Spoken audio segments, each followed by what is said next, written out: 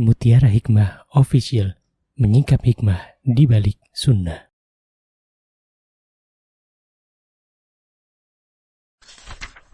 Salurkan donasi terbaik Anda untuk mendukung dakwah Mutiara Hikmah Official. Mari siapkan bekal akhirat kita. Jangan lewatkan kesempatan emas ini. Ayo kita berkontribusi dalam program pembangunan Masjid Mutiara Hikmah yang dibina langsung oleh Ustadz Hanan Yasir MA dan Ustazah Imro'atul Azizah.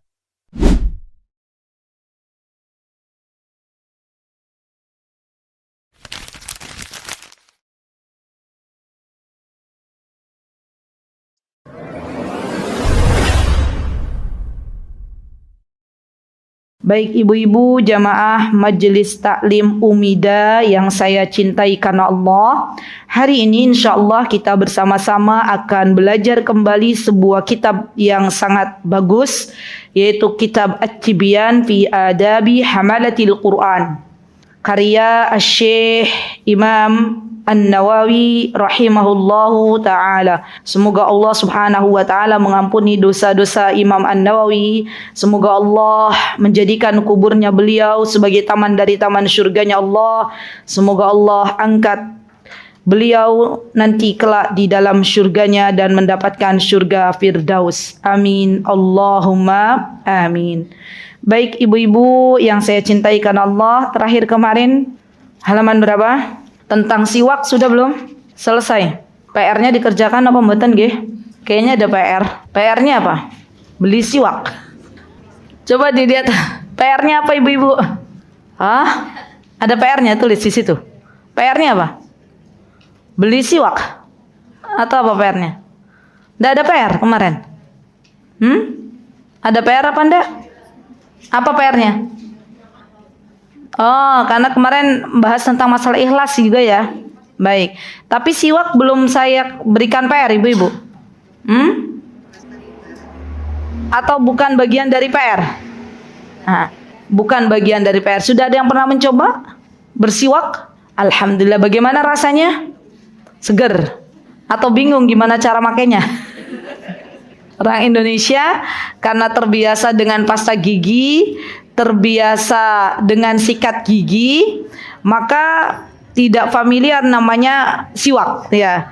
Padahal siwak itu sendiri ibu-ibu banyak sekali manfaatnya. Dan Nabi kita Muhammad sallallahu alaihi wasallam pernah bersabda, "Laula an asyqa ala ummati la amartuhum bis-siwak." Kata Rasulullah, kalaulah ya tidak memberatkan umatku, maka aku perintahkan untuk umatku untuk bersiwak. Tapi Rasulullah khawatir kalau siwak ini memberatkan umatnya beliau, dan memang benar di Indonesia belum banyak kita menggunakan siwak. Ya, semoga nanti kita sudah biasa menggunakan siwak sampai kelak nanti Allah memanggil kita dalam keadaan mulut kita bersih.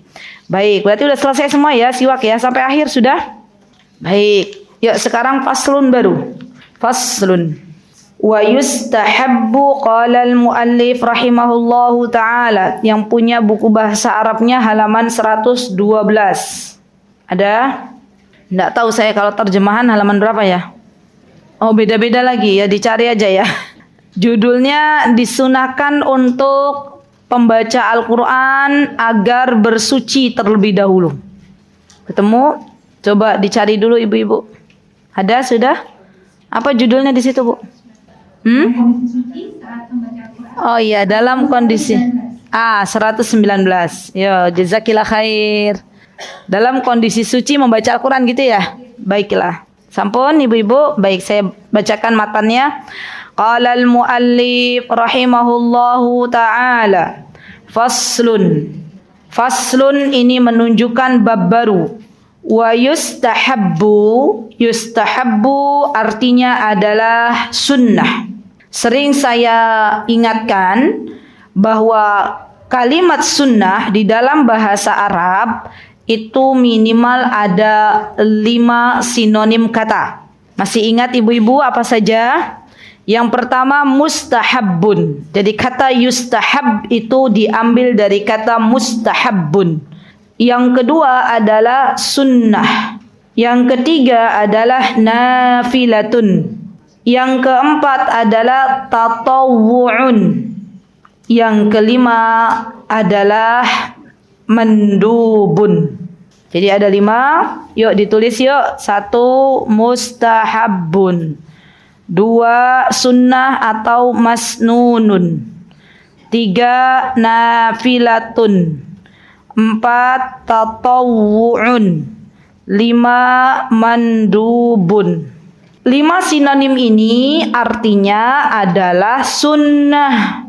Jadi kalau nanti ibu-ibu membaca kitab ditemukan sebuah kata, di situ ada kata salatun nafilah, artinya berarti salat apa ibu-ibu? Salat sunnah. Atau ditemukan dalam sebuah kitab saumun tatawwu'un, berarti apa? Sunnah. Ya.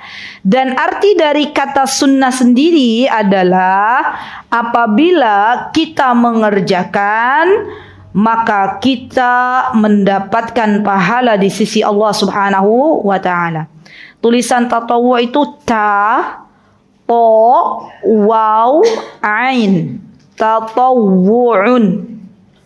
Kalau belum bisa menulis bahasa Arabnya, bahasa Indonesianya juga boleh. Daripada tidak nulis sama sekali. Gitu kan ya ibu-ibu ya? Boleh, bahasa Latin boleh. Ya, tatawwu'. Ya, sudah? Tatawwu'. Nah, ini penting untuk kita catat. Kenapa? Karena nanti ketika kita mempelajari kitab-kitab fikih akan banyak ditemukan istilah-istilah ini. Ya, jadi ini istilah dalam masalah fikih bahwa sunnah itu ada beberapa sinonim. Dan arti dari sunnah itu sendiri kalau kita mengerjakan maka kita mendapatkan pahala. Kalau kita tidak mengerjakannya maka tidak dianggap dosa. Itu arti sunnah. Berarti berbeda sunnah ini dengan wajib. Kalau wajib apa ibu-ibu? Wajib mengerjakan mendapat pahala. Meninggalkannya dosa. Haram? Apa haram? Mengerjakannya berdosa. Meninggalkannya berpahala. Ya. Nah ini kalau sunnah meninggalkannya tidak ada dosa, mengerjakannya mendapatkan pahala. Maka di antara yang disunnahkan bagi para pembaca Al-Quran sebelum membaca Al-Quran wa yustahabbu an yaqra'a wa huwa ala taharatin. Disunnahkan bagi para pembaca Al-Quran ketika membaca Al-Quran dia dalam kondisi bersuci. Tapi ini sifatnya sunnah.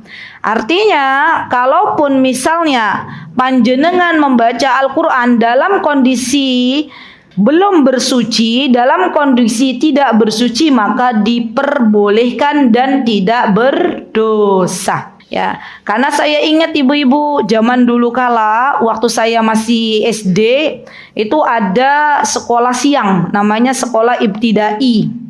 Nah, itu ustadznya selalu bilang begini, bagi yang nggak punya wudhu nggak boleh pegang Al-Quran, bagi yang nggak punya wudhu nggak boleh baca Al-Quran, gitu katanya ya. Jadi seakan-akan itu adalah sesuatu yang wajib. Padahal membaca Al-Quran dalam kondisi suci itu hukumnya sunnah. Apalagi pada zaman sekarang di mana seseorang bisa membaca Al-Quran lewat HP masing-masing, gitu kan ya? Kan ada aplikasinya. Maka apakah ketika teman-teman membaca Al-Quran lewat HP itu harus dalam kondisi suci? Belum tentu. Gimana? Kan belum tentu. Maka di sini Masya Allah hukumnya sunnah. Kenapa tidak diwajibkan? Karena kalau diwajibkan berarti kalau kita membaca Al-Quran dari aplikasi HP, sedangkan kondisi kita tidak berwudu, sedangkan kondisi kita tidak suci berarti berdosa. Gitu kan ya? Masya Allah. Baik, fa in qara'a muhditsan jaza bi ijma'il muslimin.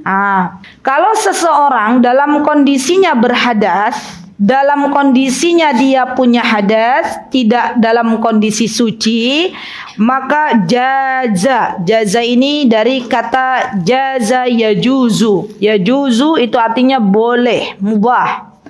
maka boleh bagi seseorang untuk membaca Al-Quran, dan ini disepakati oleh para ulama. Wal ahadits fihi katsiratin ma'rufah. Ya. Dan banyak sekali para ulama yang membahas hal ini. Ya.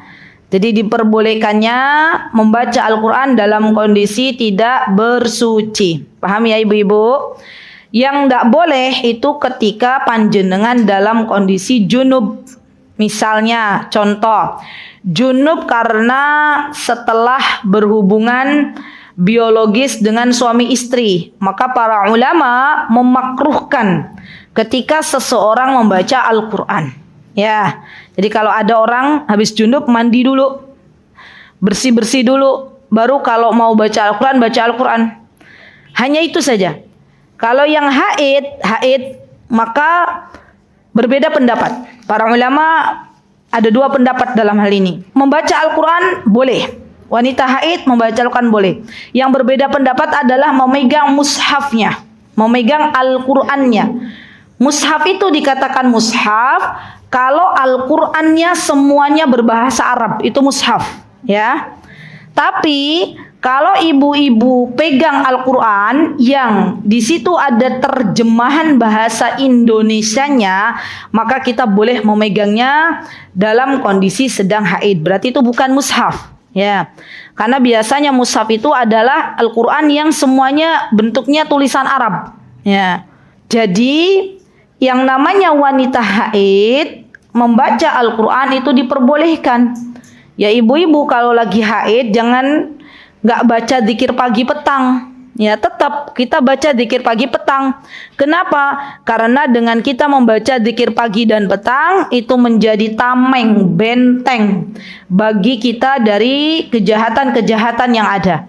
Dan di dalam zikir pagi petang itu kan ada bacaan Al-Quran yang gimana? Ada ayat kursi, ada 3 qul, ya kan? Di situ ada bacaan Al-Quran. Maka orang yang haid ini hendaklah dia membentengi dirinya untuk membaca zikir pagi dan petang. Kalau ada yang mengatakan, Ustazah kalau kita nggak zikir pagi dan petang, itu darurat, itu gawat itu. Kenapa? Karena sangat mudah bagi syaitan untuk masuk ke dalam tubuhnya. Diumpamakan begini Bu, saya sering mengumpamakan kalau ada rumah yang berpagar dan tidak berpagar. Rumah yang berpagar dan tidak berpagar. Pencuri lebih leluasa mana untuk pencuri masuk? Rumah yang dipagerin atau rumah yang tidak dipagar?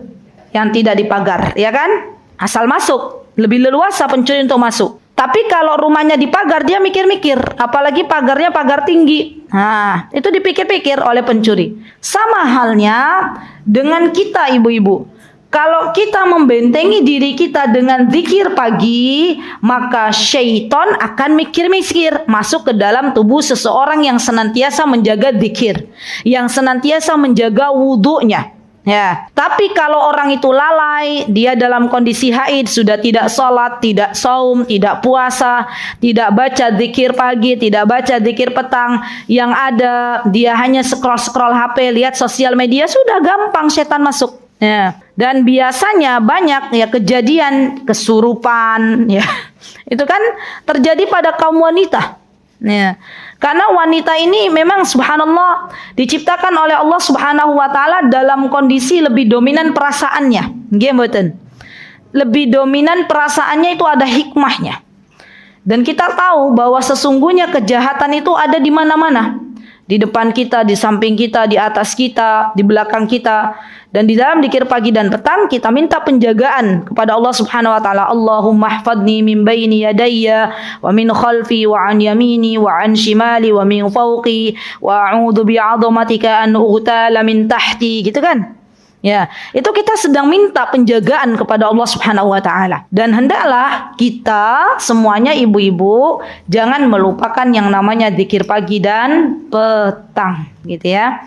Baik. Kemudian di sini dijelaskan qala Imamul Haramaini rahimahullahu taala wala yuqalu irtakaba makruhan bal huwa tarikul afdal fa in lam yajidil ma'a tayammam والمستحاضة في الزمن المحكوم بأنه طهر حكمها حكم المحدث وأما الجنب والحائض فإنه يحرم عليهما قراءة القرآن سواء كان آية أو أقل منها ويجوز لهما إجراء القرآن على قلوبهما من غير تلفظ به ويجوز لهما النظر في المصحف وإمراره على القلب ويجمع المسلمون على جواز التسبيح والتهليل والتحميد والتكبير والصلاة على رسول الله صلى الله عليه وسلم وغير ذلك الأذكار للجنب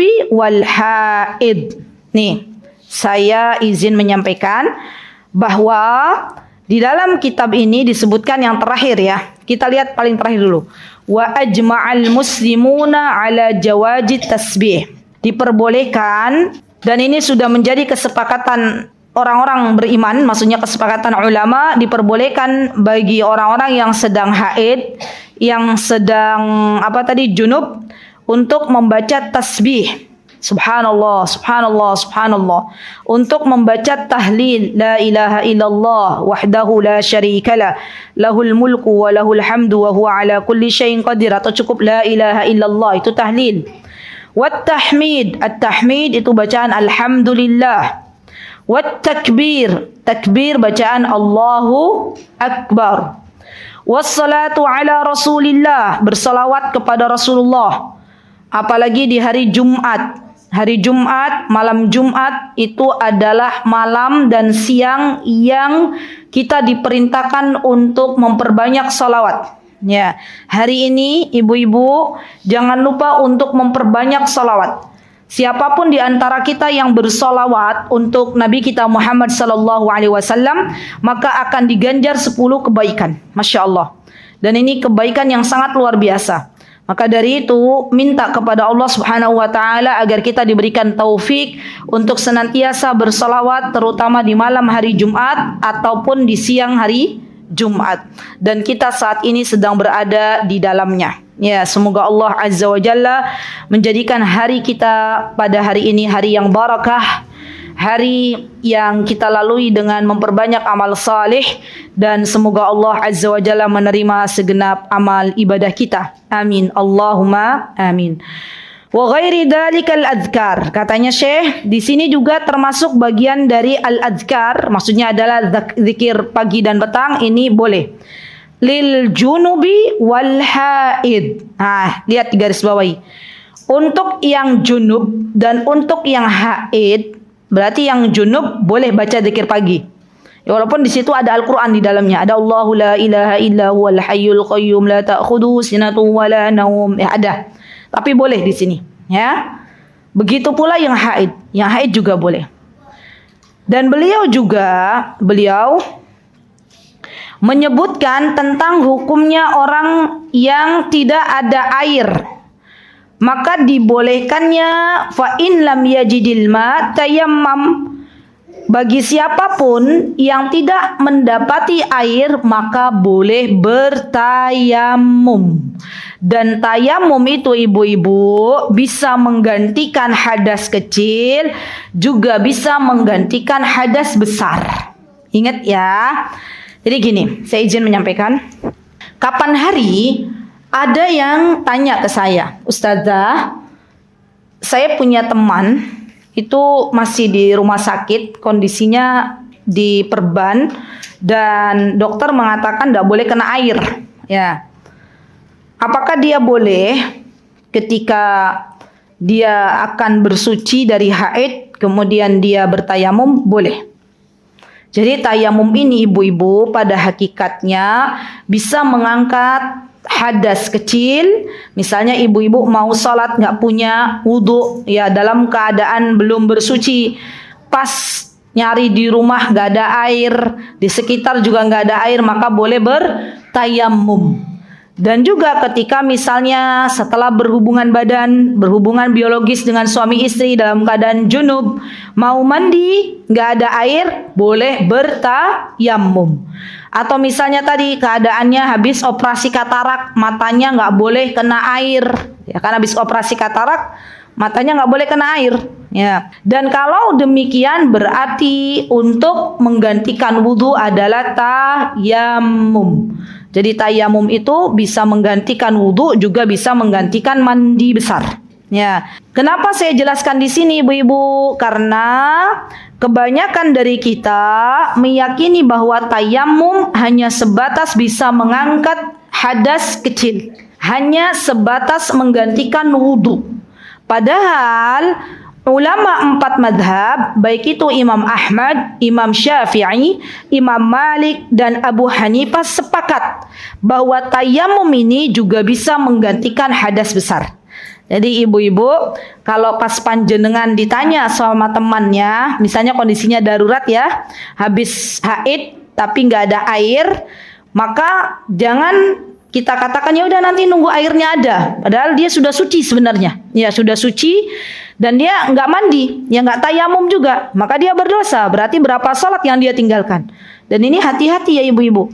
Hati-hati, masalah haid ini masalah yang cukup penting bagi kita sebagai seorang wanita. Ya, ketika sudah suci, waktunya sudah datang untuk bersuci, kita tidak boleh menunggu nanti. Banyak di antara kita kaum wanita yang nggak sadar, ya, Isya itu mau tidur itu masih ada kuning-kuning. Kemudian setelah itu mau tidur hanya sikat gigi, cuci kaki, tidur. Ya, ternyata pas mau tidur itu udah bersih. Bangun-bangun subuh, akhirnya kelewat sholat isyanya.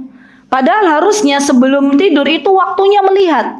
Ya, lihat di celana dalamnya, kalau memang sudah tidak ada lagi kuning-kuning, dicolek sudah nggak ada, maka wajib baginya untuk mandi. Kalau nggak ada air gimana Ustazah? Tayamum, langsung melaksanakan sholat isya. Ya, dan ada 2 pendapat. Ya, kalau misalnya pas sucinya di malam hari, ada yang mengatakan dia juga harus sholat maghrib. Ya, maghrib dan isya. Wallahu ta'ala alam. Jadi bagi kita ya teman-teman, khususnya kaum wanita, tidak boleh kita mengecilkan, kita menyampingkan masalah haid ini. Sebaliknya, tidak diperbolehkan juga bagi kita kaum wanita terlalu tergesa-gesa. Belum waktunya suci, langsung suci. Akhirnya apa? Setelah suci keluar cairan kuning, setelah suci masih keluar flek. Ya, itu sebenarnya dia belum suci tapi pengen cepat-cepat suci. Ditunggu dulu. Nah, dan ini banyak sekali kasus seperti ini. Ya, saya banyak menemui para wanita masuk ke admin ya mempertanyakan masalah haid ini. Ya, dan ini penting bagi kita untuk diketahui bersama karena kaitannya masalah haid ini teman-teman adalah dengan sholat. Ya. Kalau kita sudah suci tapi kita mengabaikan mandi, mengabaikan tayamum, maka kita dihitung oleh Allah Subhanahu wa taala sebagai orang yang meninggalkan salat dan hukumnya berdosa. Wallahu taala a'lam. Baik, qala ashabuna. Apa yang disebutkan oleh ashabuna, wa kadza idza qala al-insan khudhil kitaba biquwwah wa qasada bihi ghairal qur'ani fa huwa jaiz. Disebutkan oleh kawan-kawan kita, tidak tahu ini kawan-kawan yang siapa. Wa kadza idza qala insan, kalau ada seseorang berkata khudil kitaba biquwwah, ya ambillah kitab ini dengan kuat. Wa qasada bihi ghairal Qur'an, dan yang dimaksud di sini bukan Al-Qur'an, fa huwa jaiz, maka hukumnya diperbolehkan. Wa kadza ma asbahahu, begitu pula yang menyerupai. Qalu wa yajuzu lahuma an yaqula 'indal musibah inna lillahi wa inna ilaihi raji'un idza lam yaqsidal qiraah. Katanya di sini disebutkan bagi orang junub, misalnya kan tadi ada 2 pendapat tuh. Orang junub dia boleh membaca azkar, ya azkar terutama tadi zikir pagi, zikir petang, boleh tidak boleh sama sekali. Nah, kalau di sini disebutkan kalau misalnya kita membaca sesuatu tapi tidak dimaksudkan untuk membaca Al-Quran, padahal yang kita sebutkan itu ada bagian dari Al-Quran, maka itu diperbolehkan, baik untuk orang haid, baik untuk orang nifas, ataupun orang junub. Contohnya kalimat inna lillahi wa inna ilaihi raji'un. Itu ada di dalam surah Al-Baqarah. Coba dibuka sebentar. Al-Baqarah. Ini ada di ayat 156. Dibuka surah Al-Baqarahnya. Oke, ini bagus banget ayat ini teman-teman. Kalau teman-teman ada waktu ditadabburi surah Al-Baqarah dari ayat 154 sampai Hizb sampai 157. Ya, saya bacakan ya ayatnya ya. A'udzu billahi minasy syaithanir rajim. Bismillahirrahmanirrahim. ولا تقولوا لمن يقتل في سبيل الله أموات بل أحياء ولكن لا تشعرون ولنبلونكم بشيء من الخوف والجوع ونقص من الأموال والأنفس والثمرات وبشر الصابرين الذين إذا أصابتهم مصيبة قالوا إنا لله وإنا إليه راجعون أولئك عليهم صلوات من ربهم ورحمة وأولئك هم المهتدون. Masya Allah, Allahumma barik. Dalam ayat ini teman-teman kita diingatkan oleh Allah Subhanahu wa taala bahwa hendaklah kita tidak mengatakan orang-orang yang meninggal dunia jihad fi sabilillah itu dalam keadaan meninggal dunia. Ya, mereka itu hidup. Mereka hidup diberi makan oleh Allah Subhanahu wa taala. Ibu-ibu pernah dengar atau pernah lihat enggak cerita seseorang yang syahid ya dalam peperangan, sudah dikubur ya. Terus pas mau dipindah itu kondisinya tuh tubuhnya seperti baru kemarin meninggal dunia. Ya, tetesan-tetesan darahnya tuh mengalir, ya masih segar, tapi aroma yang tercium kalau darah biasa kan aromanya amis. Ini adalah aromanya wangi. Ya, dan orang yang meninggal syahid itu biasanya dalam keadaan tersenyum. Kenapa?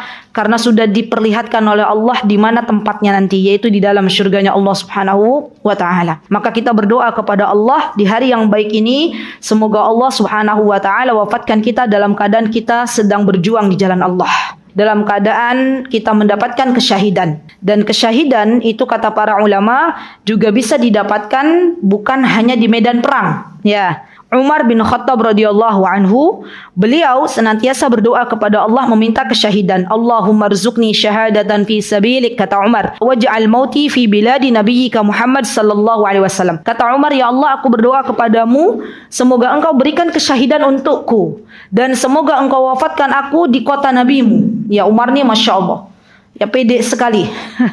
Umar ini benar-benar yakin kalau Allah akan mengijabah doanya walaupun itu di luar logika manusia. Ya, maka Hafsah putrinya berkata kepada Umar, wahai abati. Abati adalah sebuah ucapan, sebuah panggilan yang lebih halus daripada abi. Wahai ayahku, bagaimana engkau meminta kesyahidan, ya, dan engkau meminta diwafatkan di kota Nabi. Yang namanya peperangan, kata Hafsah, zaman dulu memang peperangan itu adanya di luar kota Madinah. Ya, bukan di dalam kota Madinah.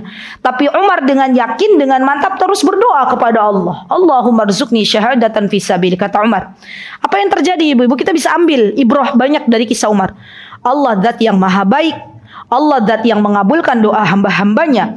Allah zat yang tidak pernah tidur. Allah tahu apa yang diminta oleh hambanya. Maka Allah ijabah doanya Umar.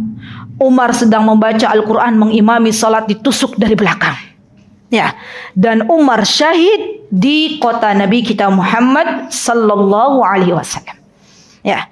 Jadi Bu, mulai sekarang ya Bu, kita kalau doa tuh harus yakin.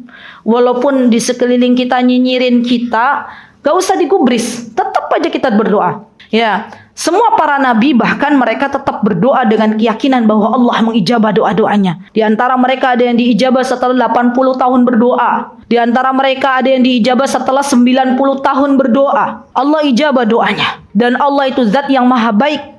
yang senantiasa mengabulkan doa hambanya. Maka kita bersemangat ya.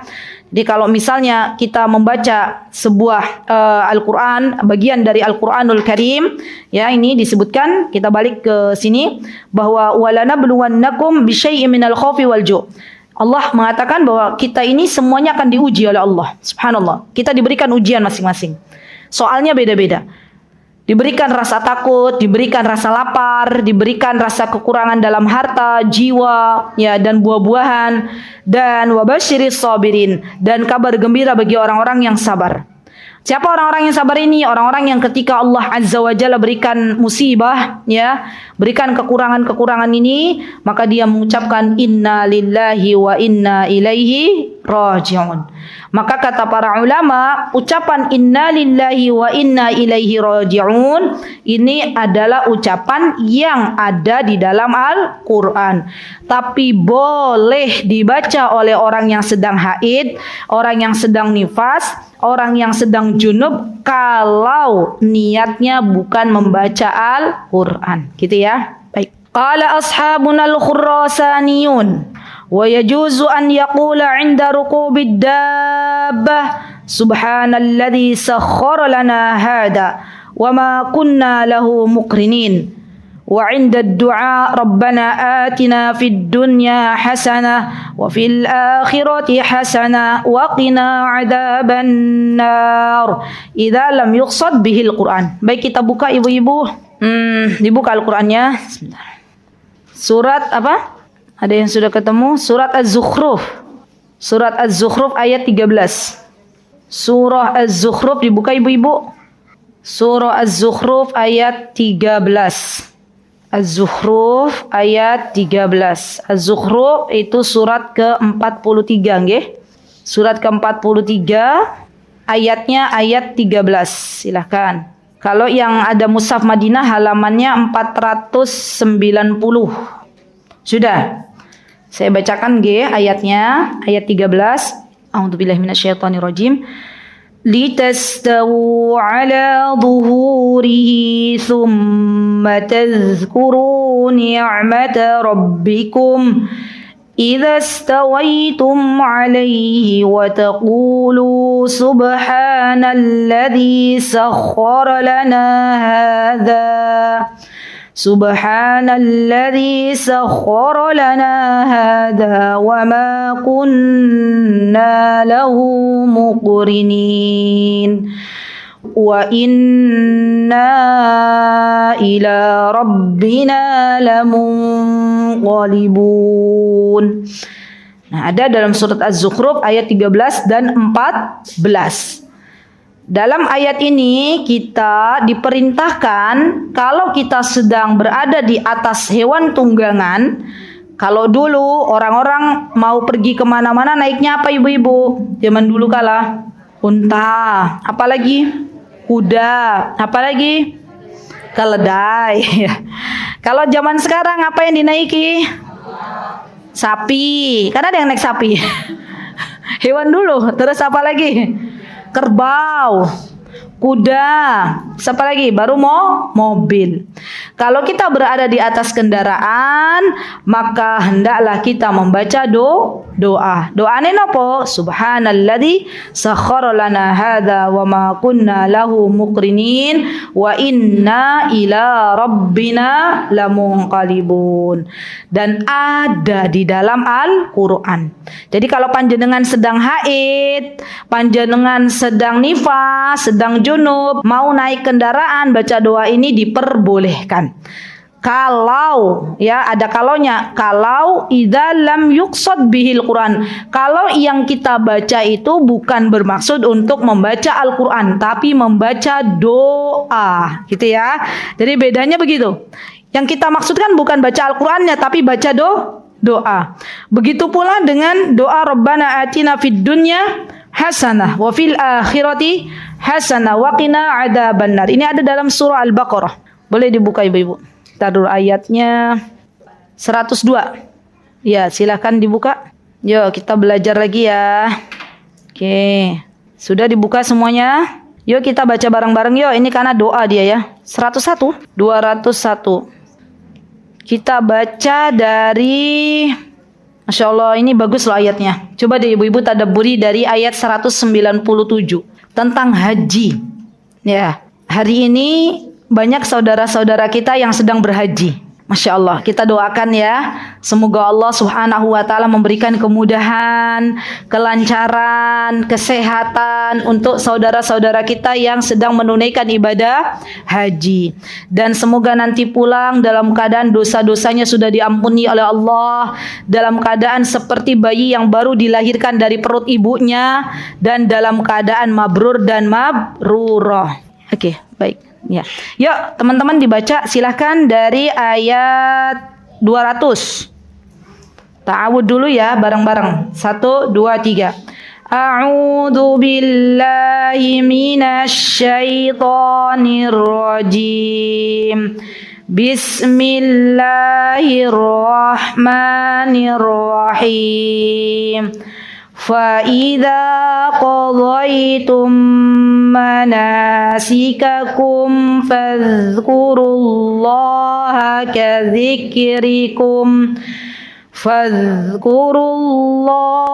كَذِكْرِكُمْ آبَاءَكُمْ أَوْ أَشَدَّ ذِكْرًا فَمِنَ النَّاسِ مَن يَقُولُ رَبَّنَا آتِنَا فِي الدُّنْيَا وَمَا لَهُ فِي الْآخِرَةِ مِنْ خَلَاقٍ وَمِنْهُمْ مَن يَقُولُ رَبَّنَا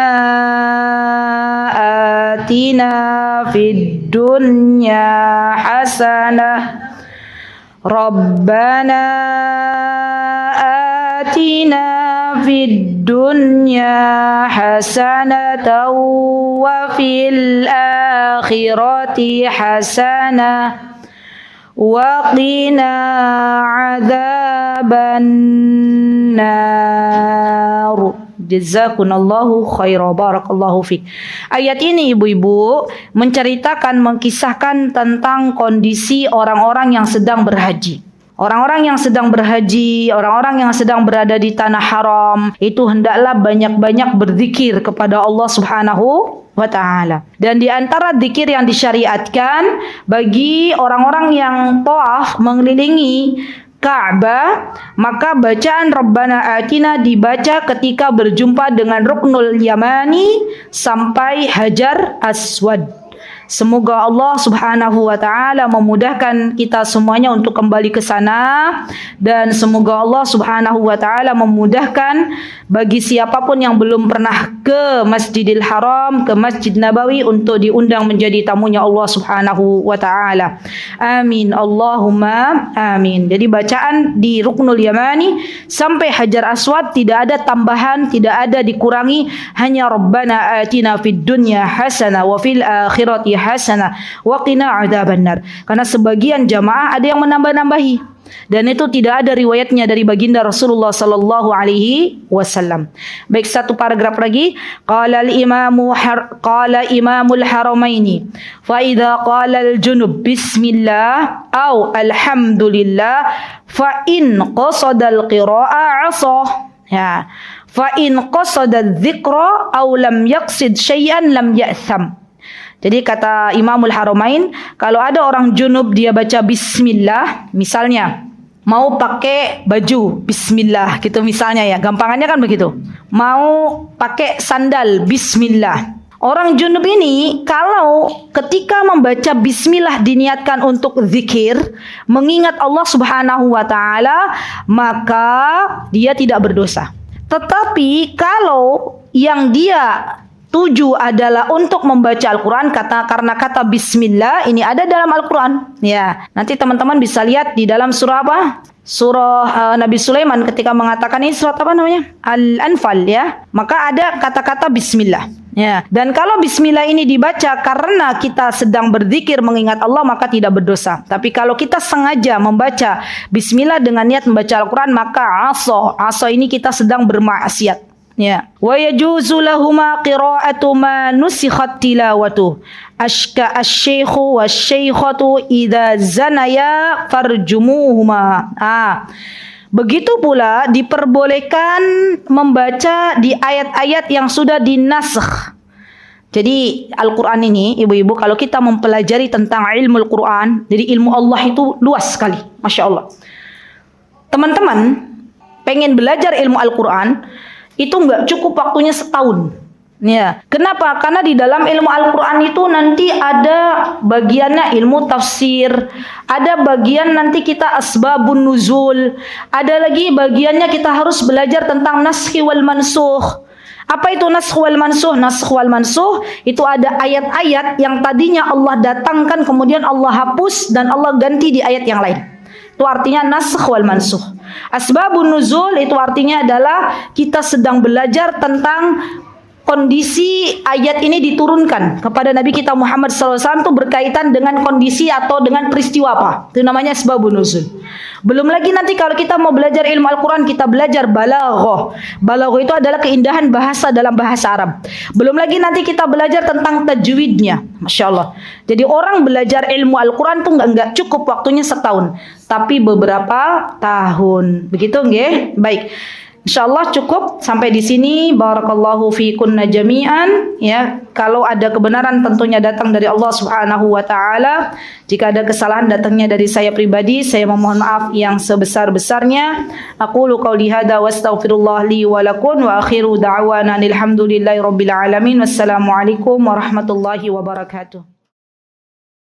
Mutiara Hikmah Official, menyingkap hikmah di balik sunnah.